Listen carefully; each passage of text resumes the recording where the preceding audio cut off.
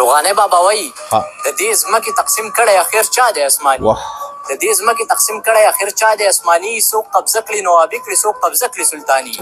او ځمکه خدای د پیدا کړي خو قبضه پې د بل چا نه حصه پکې د خدای شته نه حصه د روغاني نه حصه پکې د خدای شته او نه حصه د روغاني. دا ویډیو راته پرون یو ځلمي راولېږله او دا ماشوم چې دی د روغاني بابا شعرونه وایي ډېر په ښکلي انداز کې وایي. الله دې بختور کړي. روغاني بابا مونږ ورته څه وایو چې یاره د دین نوم لرې و بس عجیبه غونده انسان و د دې مذهبي خلقو په نظر کې خو کم قانون بیانوي هغه قانون بیان کو کم قانون چې زمونږ د مذهب په کتاب کې نشته دی او د کم قانون او د کم نظام د نفاذ د پاره چې الله سبحانه وتعالی 1,40,000 کم و بیش پیغمبران را لېږلي دي هغه نظام یې موږ ته په ګوته کو چې د دې ځمکې د تقسیم چې شوی دی نو دا د خدای د طرف نه نه شوی. دا تقسیم چا کړی دی؟ الله کړی دی؟ نه یې دی کړی. څوک دومره ځمکه قبضه کړي چې نواب شي پې، څوک دومره ځمکه قبضه کړي چې بادشاه شي. او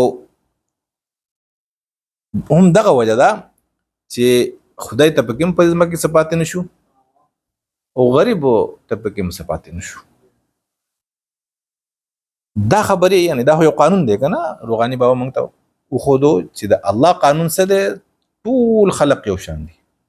څنګه چې په دې ځمکه باندې هر انسان ګرځېدی شي څوک په ځمکه باندې د ګرځېدو نه څوک منع کولی شي چې په دې ځمکه به نه ګرځي. څنګه چې د نور رڼا کې د هر چا حصه ده په اکسیجن کې د هر چا حصه ده څنګه چې باران په هر چا باندې یو شان راورېږي نو دغه رنګې دا ځمکه دا د یو فرد د یو خاندان یا د یوې کمپنۍ به نه وي. الله څه قانون جوړ کړی پیغمبرانو له څه نظام ورکړی نو دا کم قانون چې روغاني بابا یاد کو هم دغه نظام الله تعالی 1,40,000 پیغمبرانو له ورکړی چې والې دا قانون نافظ کړي. د الله په نظر کې ټول خلق یو شی دی. دا ځمکه د چا نه ده. ځمکه او د ځمکې نه چې کم پیداوار راځي نو په دې کې د هر چا برابر حصه ده. او څه چل به کېږي د دې ځمکې تقسیم به څوک کوي ریاست به کوي. ریاست به چا په لاس کې د پیغمبر په لاس کې. پیغمبر به څه چل کوي هغه به هر چا له یو شان برخه ورکړي او کومه ځمکه چې چا 2 کاله ونه ړوله 2 کاله چا ځمکه ونه کرله ریاست په هغه ځمکه واپس واخلي. ضرورت نشته دی که نه. ټیک شوه. بیا د دې ځمکې نه چې کوم پیداوار راځي که نه دا د پیداوار یو ذریعه ده. ځمکه سمندر غرونه دا د پیداوار ذرایع دي نو د دې نه چې څومره پیداوار راځي دا به ریاست لځي او ریاست به بیا په هر چا د هر چا یعنی په ټول عوام کې او په ټول ریاست کې یو شان تقسیموي. دې ته څه وایي خلق وایي دا کمونیزم دی. اوس مې مولا صاحب اورېدو قاري برکت علي صاحب باندې تنقید کوي چې دا ته چې کومې خبرې کوي هغه هم دا خبرې کړي چې ځمکه به ځمکه څوک نه شي خرڅولی نه یې څوک اخیستی شي. نو هغه وایي چې نه دا خو کمونیزم دی او دا اشتراکیت دی. نو د خدای دوستانو دا اشتراکیت نه دی. دا اشتراکیت چې دا د پیغمبرانو نظام راوړی دی او په هغې نظام کې ټول خلق به یو شان شو. دا نه چې لکه ټول خلق یو شان شي نو څوک په افسري لکه ټول خلق چې افسران شي نوکري به څوک کوي. نه نه دا ځان له بیا یو خبره ده. او خو د ریاست په نظر کې به تمام خلق یو شاني. ریاست په مثال د یو کور دی او د ریاست چلوونکي چې دي نو د مثال د سره د پلار دی او په کور کې په یو خاندان کې صرف پلار کار کوي. ټیک شو. بیا په دې کور کې موري کار نه کوي. بډایي که نه د خزی د بچو خدمت کوي هم کار نه کوي بیا بچی دی هغه کار نشي کولای په دې کور کې معذور خلق هم کې دی شي کنه بیمار خلق هم کې دی شي نو آیا د یو کور مالک دا خپل بچو ته ویلی شي چې وای کار کوي نو خوري به دا خبره شته ده څنګه و ماشوم کار کوي او څنګه به بیمار کارو کی څنګه به زنانه کارو کی نو د کور مالک چې د پلار هغه راوړي په ټولو باندې یو شان خوري د ټولو چې څوم ضرورتونه هغه ضرورتونه پوره کوي دغه رنګه د الله تعالی د طرف نه چې کله پیغمبران راشي نو هغه د ریاست مالک شي او دغه پیغمبر مثال سی د پلاری او سچ وسایل راځي د سمندر نه د غار نه او د ځمکې نه دا ټول بیت المال ته ځي او بیا د بیت المال نه پیغمبر په ټولو باندې یو شان تقسیمي ځکه چې په دې ریاست کې لکه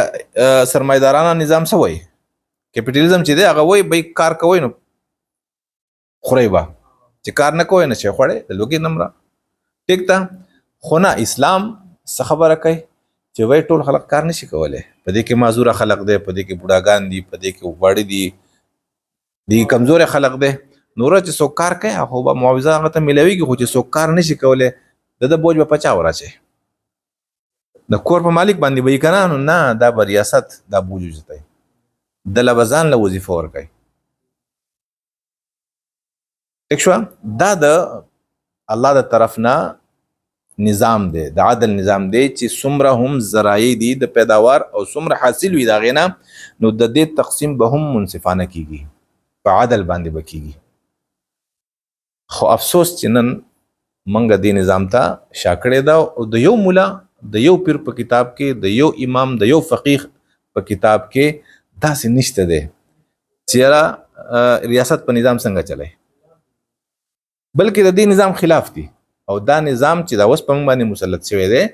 دا د سرمایدارو نظام دی په دې کې غریب کیږي مالدار کیږي نو ځکه زه د شاعرانو قدر کوم دغه کلامونه خلکو ته وړاندې کوم دا عارفان دي د هغه تعلیم درکړي دا تعلیمونه زموږ د مذهب په کتابونو کې نشته دي او هغه